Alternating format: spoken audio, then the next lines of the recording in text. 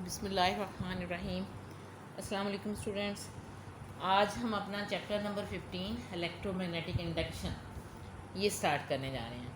तो इसका topic number 15.1 है। फर्स्ट टॉपिक इसका जो ये है induced EMF and induced current के induced EMF and induced current. तो इसके लिए सबसे पहले हम ना कुछ थोड़े से ये 5 एक्सपेरिमेंट्स हैं वो देखते हैं पहले। तो उनमें ये है कि आप कंसिडर करें कि आपके straight piece of wire of length L, यानी आपके पास एल लेंथ का एक स्ट्रेट पीस ऑफ वायर है, सीधा पीस ऑफ वायर ऐसे, जिसकी लेंथ एल के इक्वल है, ये स्मॉल एल के। Now this wire is connected, ये ऐसे कनेक्टेड हो टू आ गैल्वानोमीटर के साथ ऐसे कनेक्टेड हो किसी बारीक वायर की जगह से, कनेक्टिंग वायर से इसको कनेक्ट कर दें तो it will form a loop. तो इससे क्या होगा, ये एक लूप फॉर्म करेगा विदाउट बैटरी, यानी जिसमें बैटरी नहीं है। Consider a straight piece of wire of length L place in magnetic field of a permanent magnet, यानी इसको आप एक परमानेंट मैग्नेट के मैग्नेटिक फील्ड में रख दें। यानी ये एक आपके पास एक परमानेंट मैग्नेट का क्या है, नॉर्थ पोल है,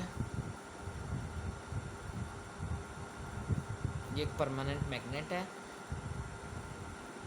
इसका नॉर्थ पोल, ये इसका साउथ पोल। क्या होगा, मैग्नेटिक लाइंस ऑफ फोर्स कैसे होंगी परमानेंट मैग्नेट के, ऐसे नॉर्थ से साउथ की तरफ, नॉर्थ से।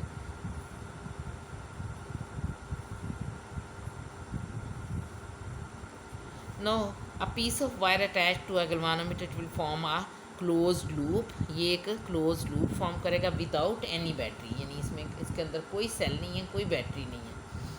तो यानी तो when we move the loop from left to right, अब अगर हम इस लूप को लेफ़्ट से राइट की तरफ मूव करवाएं, ऐसे पहले पीछे रखा हो, लेफ़्ट से राइट की तरफ मूव करवाएं, तो आपका गैल्वानोमीटर की नीडल जो है ना वो डिफ्लेक्ट होगी, यानी वो डिफ्लेक्शन शो करेगी, यानी एक इंस्टेंट के लिए वो डिफ्लेक्शन शो करेगी।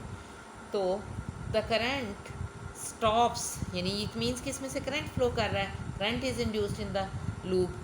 तो the current stops when the loop stops to move, यानी जब हम इस लूप ऑफ वायर को मूव करवाना बंद कर देते हैं, इसको स्टॉप कर देता है ये मूव करना, तो उस वक्त करंट भी स्टॉप हो जाता है। यानी जैसे हम इस तरफ करते हैं तो लूप गैल्वानोमीटर डिफ्लेक्शन शो करता है, यानी इस तरफ मूव कर।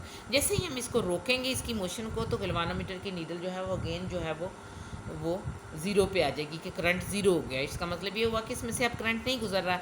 जब हम मूव करवा रहे थे तो इसका मतलब था कि उसमें से नीडल ने डिफ्लेक्शन शो की गैल्वानोमीटर ने, तो इट मीन्स के जो है इसमें से करंट पास हो रहा है। तो इस तरीक़ा से, यानी तो अब अगर हम इसकी लूप को ऑपोजिट डायरेक्शन में मूव करवाएं, पहले तो था ना लेफ़्ट से राइट की तरफ मूव करवाएं। Now if the loop is move towards left, यानी राइट से लेफ़्ट की तरफ, यानी इस तरफ ऑपोजिट डायरेक्शन में इसकी मोशन हो जाए, तो देन आप देखेंगे कि अगेन करंट गैल्वानोमीटर की नीडल डिफ्लेक्शन शो करेगी, लेकिन अब वो डिफ्लेक्शन ऑपोजिट डायरेक्शन में होगा। पहले अगर इस डायरेक्शन में था तो अब वो इसके ऑपोजिट डायरेक्शन में होगा डिफ्लेक्शन गैल्वानोमीटर की नीडल का। तो now if we move the loop in opposite direction, current reverses its direction, यानी इसका मतलब ये हुआ कि करंट ने अपनी डायरेक्शन रिवर्स कर ली। This is indicated by the deflection of galvanometer in opposite direction, यानी एक गैल्वानोमीटर की नीडल की ऑपोजिट डायरेक्शन में डिफ्लेक्शन जो है इस चीज़ को इंडिकेट कर रही है कि करंट ने डायरेक्शन रिवर्स कर ली है जब हमने इसकी डायरेक्शन ऑफ मूवमेंट रिवर्स की। यानी पहले हमने इस डायरेक्शन में राइट की तरफ मूव करवाया था, अब हमने रिवर्स डायरेक्शन में यानी लेफ़्ट की तरफ मूव करवाया इस लूप को। तो दोनों तरीक़ों से जो है वो करंट इंड्यूस हुआ लूप में। तो अब देखते हैं कि नेक्स्ट ये कि ये करंट डिपेंड किस चीज़ पे, किस चीज़ पे करता है। स्पीड ऑफ द कंडक्टर, यानी ये जो इंड्यूस करंट है जो इस लूप ऑफ वायर में फ़्लो किया, मूव किया, वो करंट किस चीज़ पे डिपेंड करेगा, स्पीड ऑफ द कंडक्टर पे। नंबर 1 चीज़ किस पे, स्पीड ऑफ द कंडक्टर पे, of conductor.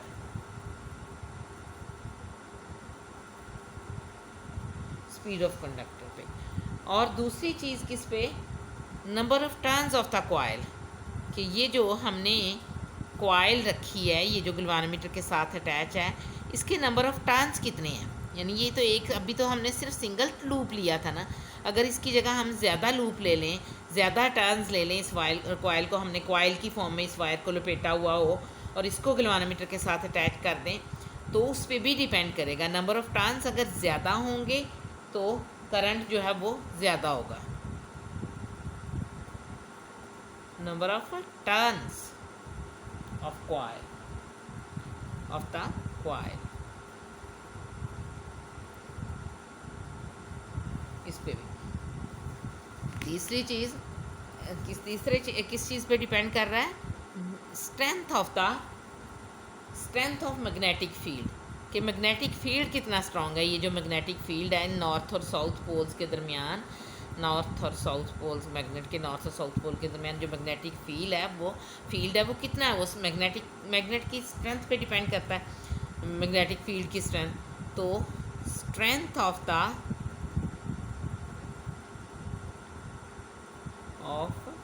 B, magnetic field,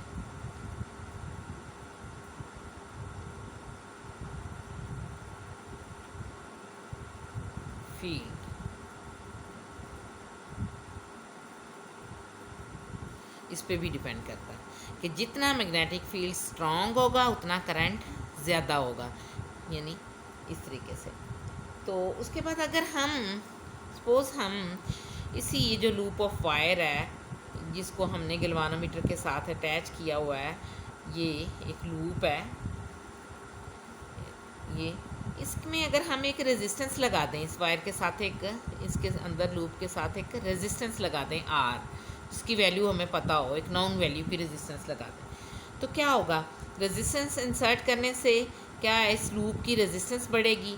तो इंड्यूस करंट जो है ना वो इस रेजिस्टेंस पे भी डिपेंड करता है, यानी करंट रेजिस्टेंस बढ़ाने से आई जो है वो कम होगा, और रेजिस्टेंस कम करने से अगर हम इसकी रेजिस्टेंस की वैल्यू चेंज कर दें, कम कर दें, तो आई जो है वो बढ़ता है। यानी अगर हम रेजिस्टेंस बढ़ाएंगे तो आई कम होगा, इंड्यूस करंट कम होगा। अगर हम रेजिस्टेंस कम करेंगे तो इंड्यूस करंट ज़्यादा होगा। लेकिन इन दोनों का प्रोडक्ट आई और आर का, आई क्रॉस आर जो है ना, रिमेन्स कांस्टेंट।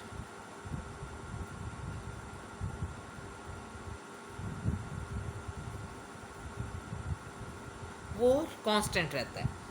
तो अब ये कांस्टेंट आई क्रॉस आर जो कांस्टेंट रहता है, this is equal to the EMF of the EMF induced in the circuit या इंड्यूस्ड इन द लूप, यानी जो इस लूप में ईएमएफ इंड्यूस होती है that is equal to the constant product I cross R, इसके इक्वल होता है, इस कांस्टेंट के इक्वल होता है। यानी उस ई को अगर हम इससे ई से रिप्रेजेंट करें तो that is equal to I into R के इक्वल होती है, एंड दिस रिमेन्स कांस्टेंट, ये कांस्टेंट रहती है। तो this constant is called induced EMF which is independent of the resistance R of the loop, यानी वो आर की, यानी इस रेजिस्टेंस की के इंडिपेंडेंट है। देखिए आपने आर को चेंज भी किया तो ईएमएफ जो है ना आई क्रॉस आर, ये प्रोडक्ट जब वो चेंज नहीं हुआ उतना ही आई बढ़ गया, यानी आई अपने आर कम किया तो प्रोडक्ट को कम होना चाहिए था, लेकिन ऐसा नहीं होता। अगर हम आर कम करते हैं तो आई बढ़ जाता है, इसलिए ये कांस्टेंट प्रोडक्ट जो है ना आई और आर का वो रिमेन्स कांस्टेंट, वो कांस्टेंट रहता है। तो उसके बाद ये पता ये चला कंक्लूड क्या हुआ इसमें से कि relative motion of the loop and the magnet produces induce EMF in the loop, यानी ये अगर हमने लूप को यानी मूव करवाया या मैग्नेट को मूव करवाया टुवर्ड्स द लूप, दोनों केसेस में क्या हुआ, इसने ये लूप में ईएमएफ प्रोड्यूस हुई, यानी उसमें एक वोल्टेज क्रिएट हुई, पोटेंशियल डिफरेंस काज हुआ, प्रोड्यूस हुआ, ठीक है ना। वो पोटेंशियल ईएमएफ जो है वो पोटेंशियल डिफरेंस ही है एक्चुअली, तो वो प्रोड्यूस हुआ जिसकी वजह से इसमें करंट इंड्यूस हुआ, यानी इसके थ्रू जिसके थ्रू करंट फ्लो किया। तो in fact the relative motion of the loop changes the magnetic flux due to which EMF is produced. The greater the rate of change of magnetic flux larger is the induced EMF, यानी जितना हम ज़्यादा rate of change of flux ज़्यादा होगा इसमें, उतना ही EMF induced EMF जो है वो ज़्यादा होगी। दोनों केसेस में आप देखें, ये जब आप इस तरह, ये मैग्नेटिक नॉर्थ और साउथ पोल था किसी मैग्नेट का, उसमें आपने इस लूप को रखा था, जब आपने इसको स्टेशनरी रखा हुआ था, गैल्वेनोमीटर की नीडल कोई रिफ्लेक्शन शो नहीं कर रही थी। अब जैसे ही हम लूप को मूव करवाएंगे टुवर्ड्स राइट, तो इसके अंदर ये देखें ना, इसमें से पास होने वाली मैग्नेटिक लाइंस ऑफ फोर्स जो है ना, इस लूप के अंदर से जो मैग्नेटिक लाइंस ऑफ फोर्स गुजरेंगी उनकी नंबरिंग चेंज होगी, यानी number of magnetic lines of force passing through the loop change होगा लूप की मोशन की वजह से। राइट की तरफ चाहे मूव करवाएं चाहे लेफ़्ट की तरफ, दोनों केसेस में मैग्नेटिक लाइंस ऑफ फोर्स चूँकि यूँ गुजर रही हैं, एक पोल ऊपर है एक नीचे है मैग्नेट का, तो उसमें से मैग्नेटिक लाइंस ऑफ फोर्स यूँ हैं। अब आप इस लूप को एंटर करें इस मैग्नेटिक फील्ड में, तो उस लूप के थ्रू पास होने वाली, जो उस लूप में से गुजरने वाली मैग्नेटिक लाइंस ऑफ फोर्स हैं वो चेंज होंगी। जब आप पीछे हटाएंगे मैग्नेटिक फील्ड जो है वो कम होगा, इस तरफ मूव करवाएंगे। जब आप राइट की तरफ मूव करवाएंगे, मैग्नेटिक फ्लक्स जो है, यानी इसमें से number of magnetic lines passing through the loop जो है वो इंक्रीज़ करेगा। दोनों केसेस में क्या है, मैग्नेटिक फ्लक्स जो है वो चेंज हो रहा है।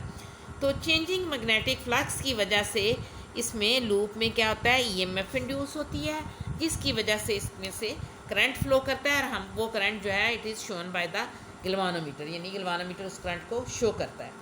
तो एक्सपेरिमेंट नंबर 2 देखें, आपकी बुक में ये दिया हुआ है, एक्सपेरिमेंट नंबर 2, इसको भी जिल्द ये वाला, ये डायग्राम देखिए, ये बुक की ये वाली डायग्राम, इसमें देखें ये एक लूप ऑफ वायर है, ये लूप ऑफ वायर है, कॉइल है, जिसको हमने गैल्वेनोमीटर के साथ अटैच किया हुआ है। ये देखें सिर्फ गैल्वेनोमीटर है, कोई बैटरी नहीं है। अब अगर एक पास ही एक बार मैग्नेट पड़ा हो, बार मैग्नेट जिसका एक पोल, एक साइड नॉर्थ पोल हो, दूसरी साइड जो है वो साउथ पोल हो, तो क्या होता है, बार मैग्नेट के नॉर्थ पोल से मैग्नेटिक लाइंस ऑफ फोर्स यूँ निकलेंगी, ये निकलती हुई नज़र आ रही हैं, मैग्नेटिक लाइंस ऑफ फोर्स यूँ निकल रही हैं।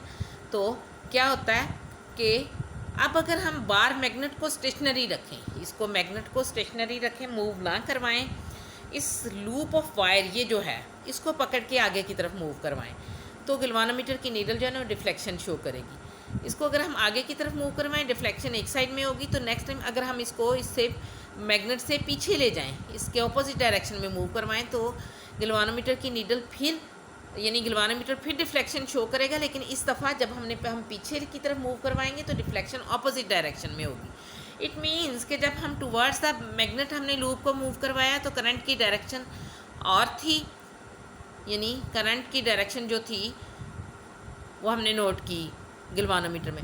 अब जब हमने इसको away from the magnet move करवाया इस लूप को, तो गैल्वेनोमीटर ने ऑपोजिट डायरेक्शन में डिफ्लेक्शन शो की, विच इंडिकेट्स दैट, यानी ये इंडिकेट करती है ये चीज़ कि अब जो करंट की डायरेक्शन है वो भी रिवर्स हो चुकी है, यानी direction of current is reversed in the galvanometer, यानी सर्किट में एक डायरेक्शन ऑफ करंट अगर पहले ऐसे क्लॉकवाइज इस तरफ करंट फ्लो का मूव कर रहा था, तो अब जब हम इसकी तरफ मूव करवाएंगे तो ऑपोजिट डायरेक्शन में करंट फ्लो करेगा।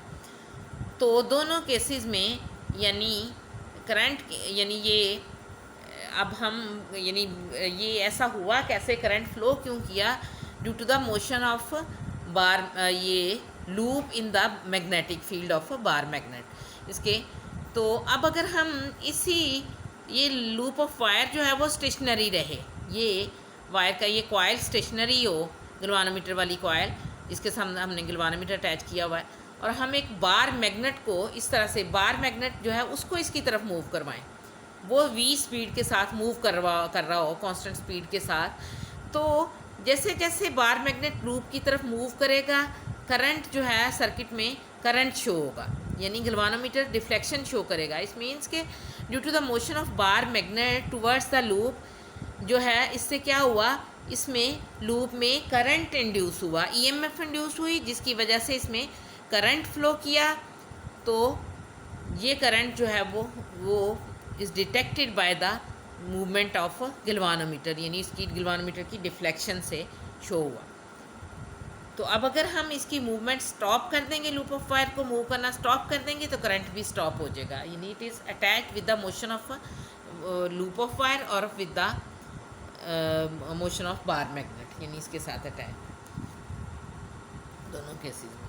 अब एक और explanation, when there is no relative motion between the magnet and the coil, जब मैग्नेट और कॉइल के दरमियान कोई मोशन ना हो, यानी ना बार मैग्नेट मूव कर रहा हो ना कॉइल मूव कर रही हो, तो the galvanometer shows no current, तो उस वक्त गलवानोमीटर कोई करंट शो नहीं करेगा, ठीक है, उसमें से कोई करंट पास नहीं होगा। तो when the bar magnet is move towards the coil, जब बार मैग्नेट जो है वो कॉइल की तरफ मूव करवाएं हम उसको, तो फ्लक्स चेंजेस, यानी उसके थ्रू क्या होता है, उसमें से गुजरने वाली number of magnetic lines of force, loop में से जो गुजरती हैं मैग्नेटिक लाइंस ऑफ फोर्स, अगर हम लूप को बार मैग्नेट को मूव करवाएं तो करीब जाने से क्या होगा, number of magnetic lines of force passing through this loop changes, यानी वो ज़्यादा हो जाएंगी। तो क्या होगा कि मैग्नेटिक फ्लक्स चेंज होगा, यानी magnetic flux through the coil is change, यानी due to the motion of bar magnet क्या है, कॉइल के थ्रू मैग्नेटिक फ्लक्स चेंज हुआ। तो when the bar magnet is moved towards the coil, the magnetic flux changes and a current is induced in the coil, तो इसकी वजह से magnetic flux के चेंज होने की वजह से कॉइल में करंट इंड्यूस हुआ, जिसकी वजह से गैल्वानोमीटर ने डिफ्लेक्शन शो की, यानी ये इस तरह से। तो अब देखते हैं एक्सपेरिमेंट नंबर 3 है आपका, एक और एक्सपेरिमेंट है जिसमें आप कि we can produce induce EMF induce current by changing area of the coil in the uniform magnetic field, कि हम कोई यूनिफॉर्म मैग्नेटिक फील्ड लें, कोई यूनिफॉर्म मैग्नेटिक फील्ड है जिसके अंदर हमने ये एक लूप ऑफ कॉइल है, ये कॉइल के मुख्तलिफ टर्न्स हैं जो कि गैल्वानोमीटर के साथ, ये कॉइल के दोनों एंड्स अटैच्ड हैं इस गैल्वानोमीटर के साथ, तो ये भी एक लूप फॉर्म हो जाता है। अब इस लूप को अगर हम इस मैग्नेटिक फील्ड में रखें जिसमें ये क्रॉसेस जो है ना, ये क्रॉस ये जो छोटे छोटे क्रॉस हैं ये मैग्नेटिक फील्ड को शो कर रहे हैं, यानी कि ये एक मैग्नेटिक फील्ड है जिसकी डायरेक्शन इनटू द पेपर है, यानी मैग्नेटिक लाइंस ऑफ फोर्स ऊपर से निकल रही हैं और नीचे की तरफ मूव कर रही हैं इनटू द पेपर, यानी पेपर के अंदर की तरफ मूव कर रही हैं। तो उसमें हमने ये एक लूप ऑफ वायर रखा हुआ है, तो हम इसका अगर इस लूप का एरिया चेंज करें किस तरह से कि दोनों हाथों से पकड़ के दो वायर के इस एंड को भी पकड़ें और इस एंड को भी दोनों हैंड से पकड़ें और इसको कॉन्ट्रैक्ट स्ट्रेच करें और कॉन्ट्रैक्ट करें, यानी इसको ऐसे खींचें और करीब लाएं, खींचें और करीब लाएं। तो इससे क्या होगा, ये वायर जो है इस फॉर्म में आएगी, यानी खींचने और करीब लाने से ये नज़र नहीं आता, कॉइल जो है ना उसका एरिया चेंज होगा। पहले अगर राउंड शेप में थी तो अब ये इसका एरिया ऐसे स्ट्रेच होकर ये ओवल सी शेप में हो जाएगी। तो अब आप देखें जब ये राउंड शेप में थी तो ज़्यादा नंबर ऑफ़ लाइंस इसमें से गुजर रही थी, ज़्यादा क्रॉसेस अंदर थे इसके, ज़्यादा, हर क्रॉस जो एक number of magnetic line of force को शो कर रहा है, तो इसमें से ज़्यादा लाइंस गुजर रही थी। अब हमने इस फॉर्म में इसको चेंज किया स्ट्रेच करके वायर को, तो इसमें से कम मैग्नेटिक लाइन, यानी इसमें से पास होने, अब इस यहाँ फ्लक्स ज़्यादा है, इसमें से गुजरने वाला फ्लक्स ज़्यादा है, यहाँ जो है इसमें से गुजरने वाला फ्लक्स कम हो जाता है, यानी एरिया क्या हुआ कि एरिया जो है ना वो चेंज हुआ। तो एरिया की रोटेशन चेंज करने से, यानी इस तरह कॉन्ट्रैक्ट और स्ट्रेच करने से एरिया की रोटेशन यानी वो चेंज होता है, तो इस वजह से भी मैग्नेटिक फ्लक्स जो है वो चेंज हो जाता है, यानी थ्रू द कॉइल। तो दोनों केसेस में यानी इस तरह एरिया चेंज करने से भी गैल्वानोमीटर जो है ना डिफ्लेक्शन शो करेगा, जिसका मतलब है एरिया चेंज करने से मैग्नेटिक, ये जो यूनिफॉर्म मैग्नेटिक फील्ड था इसमें किसी हमने रखी हुई कॉइल का एरिया चेंज किया तो उसमें करंट EMF इंड्यूस हुई और उसमें उसकी वजह से उसमें करंट फ्लो किया। तो अब ये एरिया जो है ना हम डिफरेंट मेथड से एरिया को चेंज कर सकते हैं, जो देखते हैं कैसे। When the coil is being distorted, यानी इसको खींचा हमने so as to reduce its area, यानी उसका एरिया कम करने के लिए, and EMF and hence current are produced. So the induced current vanishes when there will be no change in area, यानी हम दोबारा उसको कॉन्ट्रैक्ट करके दोबारा उसी शेप में लाएं एरिया को राउंड शेप में, तो इंड्यूस्ड EMF जो है ना वो ख़त्म हो जाती है, इंड्यूस करंट ख़त्म हो जाता है। लेकिन जब दोबारा उसको डिस्टॉर करें फिर जो है गैल्वानोमीटर एक लम्हे के लिए डिफ्लेक्शन जो है ना वो शो करेगा। तो when the distorted coil comes to its original position circular shape thereby increasing the area, तो उस केस में क्या होगा, the induce current is produce but is in opposite direction. यानी जब हम कर रहे होंगे ना चेंज इसके एरिया को, ये डिस्टॉर्टेड शेप से दोबारा सर्कुलर शेप में कर रहे होंगे, तो उस दौरान भी यानी जो है ना गैल्वानोमीटर की नीडल डिफ्लेक्शन शो करेगी, लेकिन डिफ्लेक्शन की साइड जो है वो ऑपोजिट होगी। इट मीन्स के करंट, अब जो करंट फ्लो एरिया कम करने, एरिया बढ़ाने से जो करंट फ्लो कर रहा है वो ज़्यादा है, यानी उसकी डायरेक्शन ऑपोजिट है। तो this current last as long as the area is changing, यानी जैसे जितनी देर हम इस एरिया को तेज़ी के साथ चेंज करते रहेंगे उतनी देर करंट जो है वो रहेगा। जब एरिया स्टॉप हो जाएगा चेंज करना स्टॉप कर देंगे, सर्कुलर इसे कांस्टेंट शेप में, इसमें सर्कुलर शेप में ले आएंगे, उस वक्त ये करंट जो है वो स्टॉप हो जाएगा। जैसे हम जब चेंज करेंगे, जिस दौरान चेंज करेंगे उस दौरान करंट फ्लो करेगा, उस वक्त गैल्वानोमीटर करंट इंडिकेट करेगा, रिफ्लेक्शन शो करेगा, अदरवाइज नहीं होगा। तो इसके बाद एक और चीज़ है कि एक फोर्थ एक्सपेरिमेंट इस तरह से भी हो सकता है कि अगर हम we can also change the area of coil by rotating it inside the uniform magnetic field, कि अगर हम इस कॉइल को मैग्नेटिक फील्ड के अंदर, करंट कैरिंग कॉइल को magnetic field, current carrying coil नहीं है सॉरी, वैसे ही लूप ऑफ कॉइल है, यानी एक कॉइल है जो कि गैल्वानोमीटर के साथ अटैच्ड है। तो इसको जब हम मैग्नेटिक फील्ड के अंदर रोटेट करवाएं, इस कॉइल को, ये सर्कुलर कॉइल को ऐसे घुमाएं मैग्नेटिक फील्ड के अंदर, ऐसे रोटेट करें, तो देन क्या होता है, इस तरह से रोटेट करें तो उसमें से उस वक्त भी उसमें से पास होने वाला मैग्नेटिक फ्लक्स जो है ना वो चेंज हो जाता है, यानी we can produce induce current. तो उस चेंजिंग फ्लक्स की वजह से जब हम रोटेट करवाएंगे तो उस वक्त भी गैल्वानोमीटर जो है ना वो डिफ्लेक्शन शो करेगा। तो we can produce induce current by rotating the coil of constant area in, यानी एरिया कांस्टेंट रहे, ये एरिया यानी इसकी शेप जो है ना वो कांस्टेंट रहे, ये सर्कुलर ही रहे, लेकिन इसको हम मैग्नेटिक फील्ड में रोटेट करें, तो इसके रोटेट होने से भी मैग्नेटिक फ्लक्स चेंज होता है। यानी इसकी रोटेशन, जब ये इसको हॉरिजॉन्टल ऐसे हमने मैग्नेटिक फील्ड के परपेंडिकुलर रखा हुआ तो इसमें से मैग्नेटिक फ्लक्स जो है ना वो ज़्यादा से ज़्यादा गुजरेगा, मैग्नेटिक लाइंस ऑफ फोर्स। जब हम इसको यानी इस शेप में है तो इसमें से ज़्यादा number of magnetic lines of force गुजरेंगी। अब हम इसको ऐसे कर देंगे तो कोई मैग्नेटिक लाइन ऑफ फोर्स नहीं गुजरेगी, यानी इस तरह से।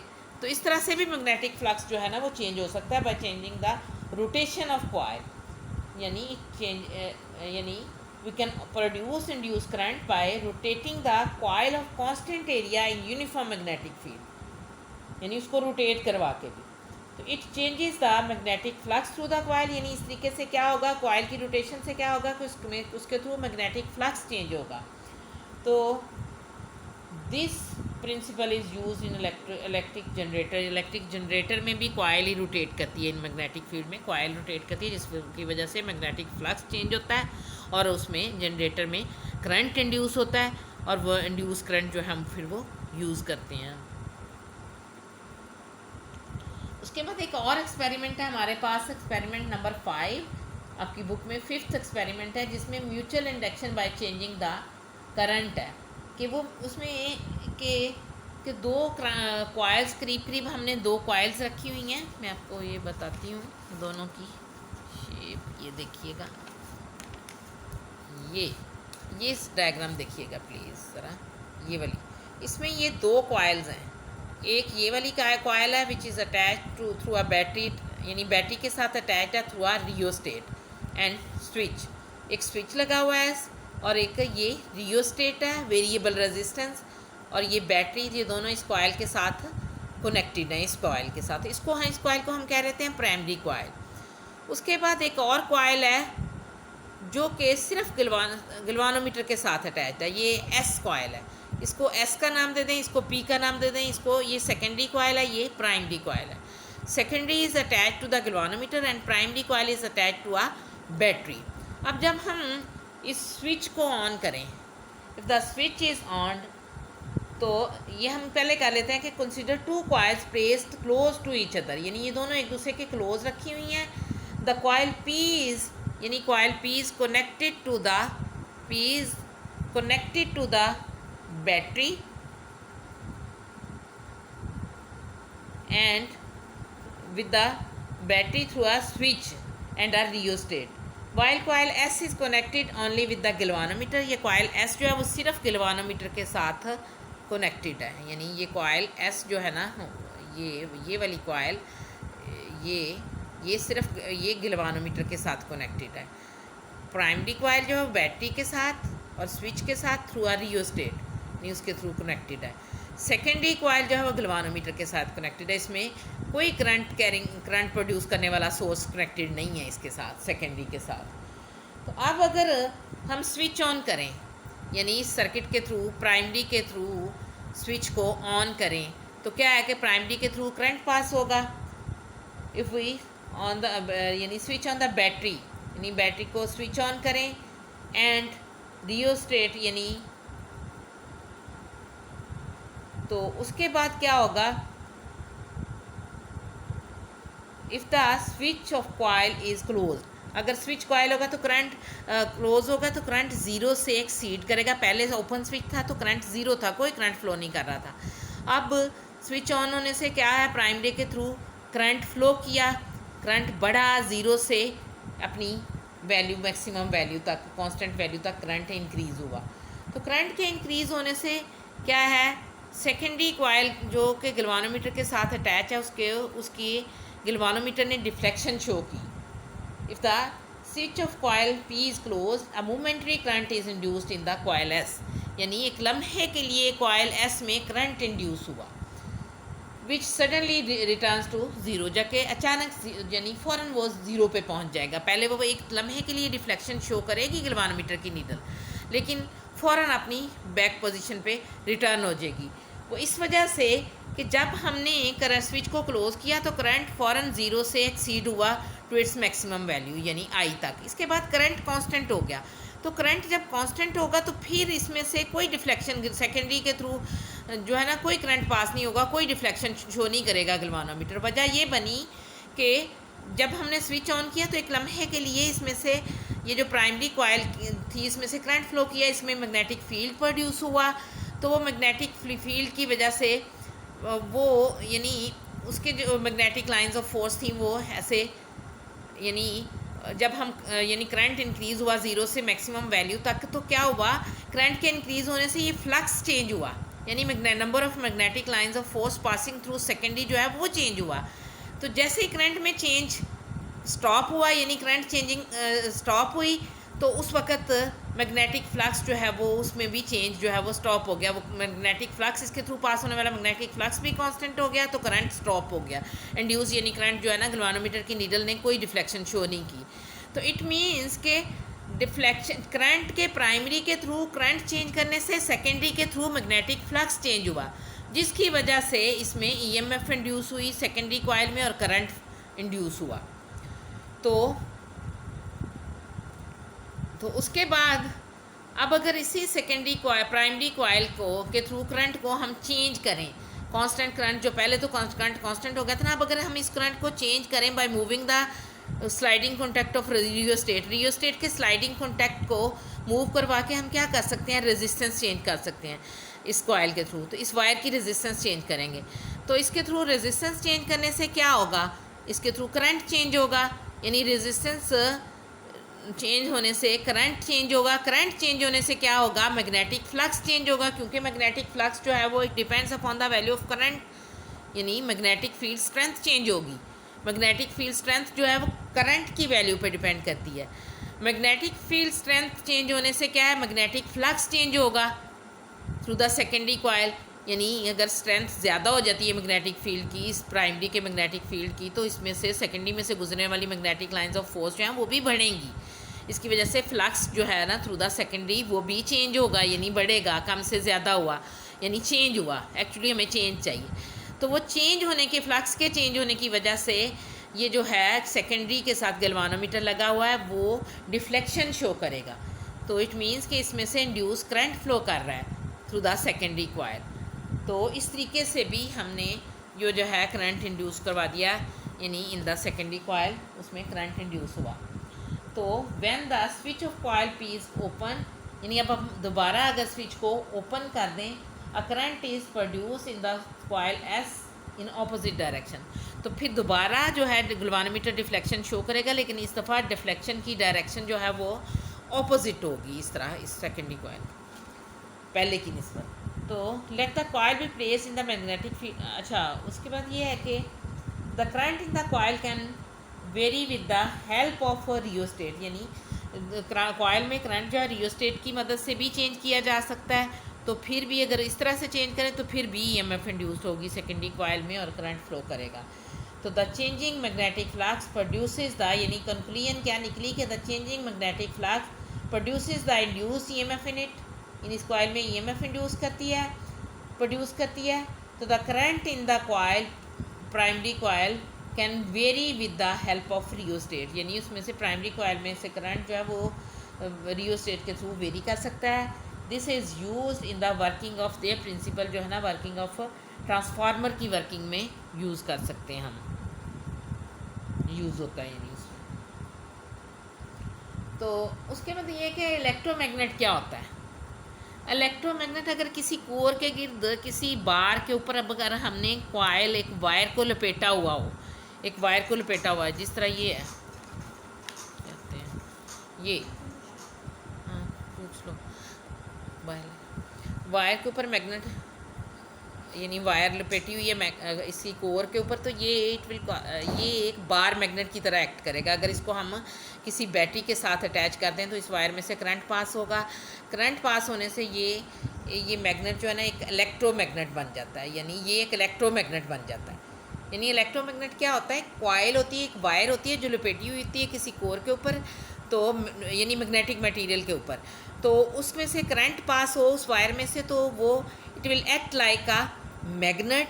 तो ये चीज़, इस तरह का मैग्नेट जो है वो इलेक्ट्रोमैग्नेट कहलाता है।